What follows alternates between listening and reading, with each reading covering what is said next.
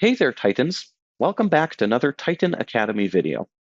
In today's video, I will show you how you can use Titan files to upload files from multiple different Salesforce objects into their respective repository in Amazon S3.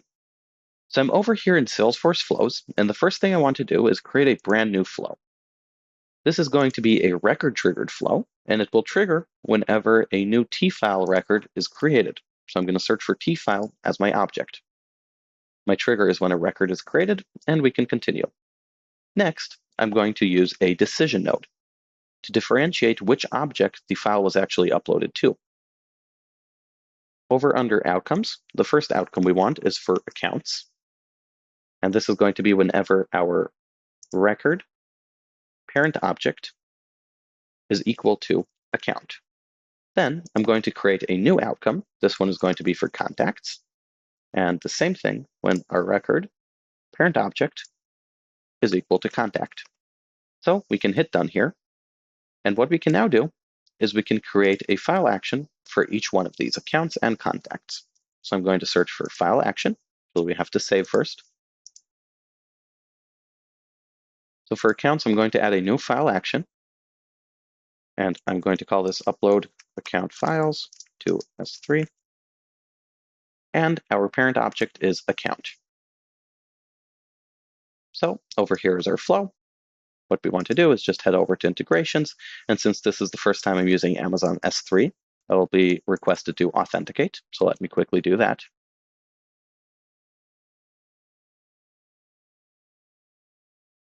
So there we go. I'm authenticated with Amazon.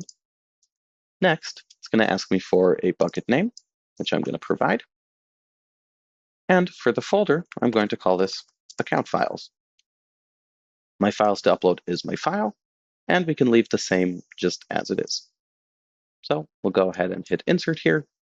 Done. It's going to ask us to save. And done. Next, let's set up the exact same thing, this time for contacts. So our object is contact.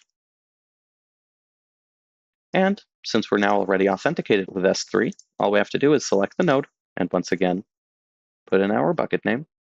And let's call this one contact files. And once again, the file we're uploading is the file.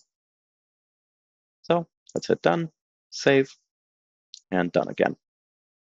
And there we go. Our flow is ready. So let's go ahead and save this flow. And once we activate it, we can go ahead and test. So over here, I have a contact, and I'm just going to grab any file. It's a CSV file in this case. And I'm going to upload it over here.